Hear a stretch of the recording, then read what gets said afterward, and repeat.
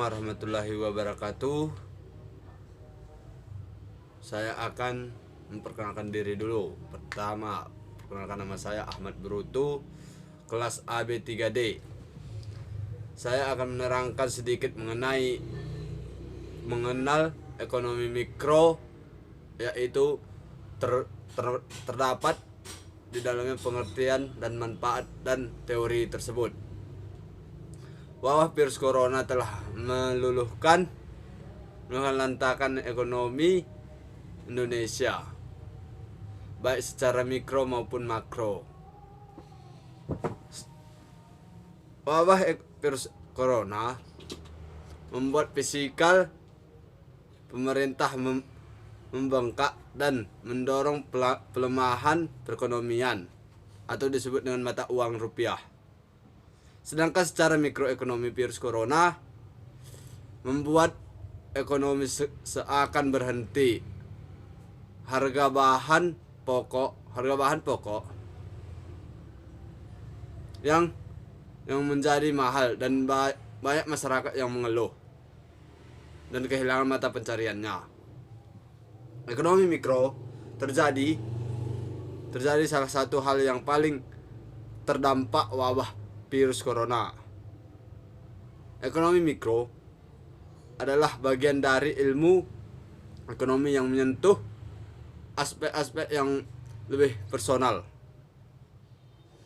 Mau tahu lebih dalam soal ekonomi mikro? Ini penjelasannya. Pengertian ekonomi mikro menurut Gregory Mankiw dalam buku Principle of Microeconomics.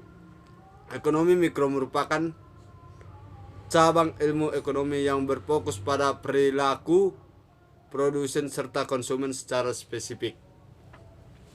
Di dalamnya dibahas juga mengenai harga dan pasar dan hubungan dengan produk serta jasa.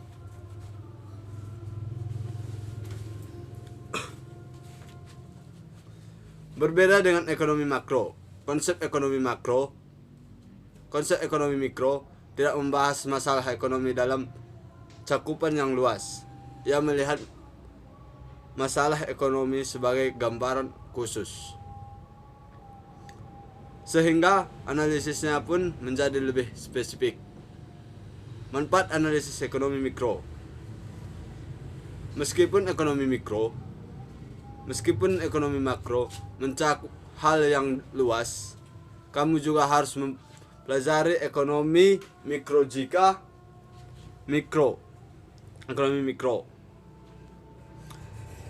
ingin terjun ke dalam ranah ilmu ini.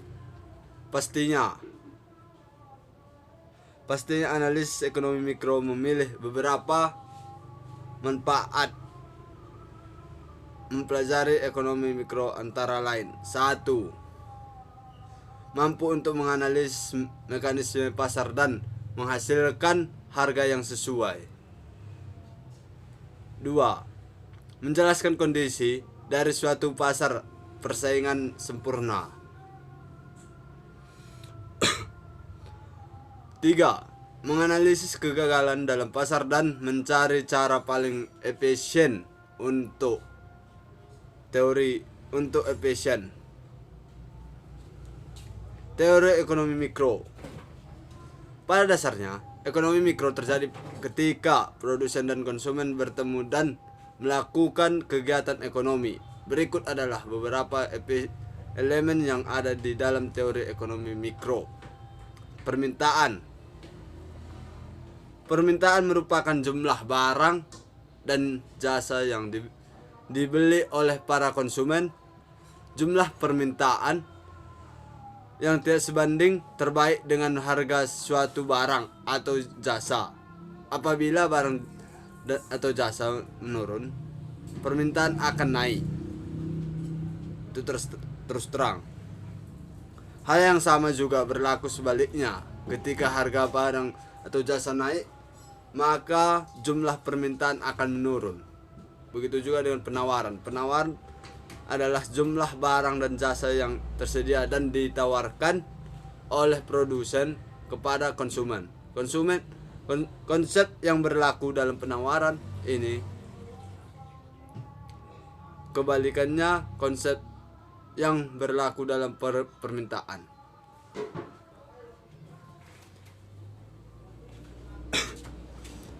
Perilaku konsumen dan produsen. Perilaku konsumen dan produsen adalah aktivitas yang dilakukan oleh pihak produsen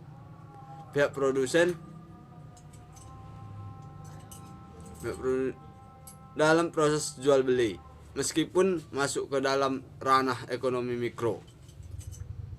Perilaku konsumen ini dan produsen erat kaitannya dengan tingkat inflasi dan deflasi dalam sebuah negara.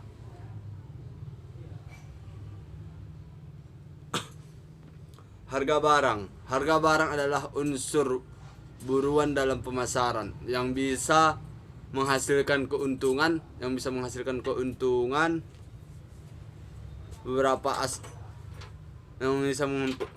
perubahan harga dipengaruhi oleh beberapa aspek seperti kondisi perekonomian suatu negara, biaya produksi, serta kurva permintaan dan juga penawaran.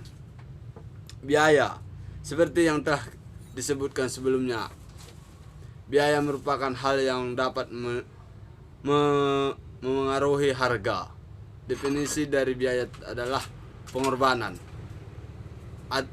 sebuah perusahaan atau individu supaya ia bisa mendapatkan manfaat dan aktivitas ekonomi. Pasar merupakan sebuah wadah bagi transaksi jual beli yang dilakukan oleh penjual dan pembeli. Konsep pasar di sini tidak hanya berkaitan dengan pasar tradisional atau supermarket, karena pasar tidak harus memiliki letak geografis. Pasar juga bisa terjadi melalui platform lain seperti internet misalnya. Selama ada aktivitas dan transaksi antara penjual dan juga pembeli, pasar sudah hadir dengan sendirinya. Meskipun cukup cakupannya lebih sempit, jumlah yang ada pada ekonomi mikro lebih banyak daripada jumlah komponen dalam ekonomi makro. Jadi butuh ketelitian saat kamu menerangkan sebuah atau menjalankan sebuah perekonomian mikro, atau disebut dengan mempelajari mikro.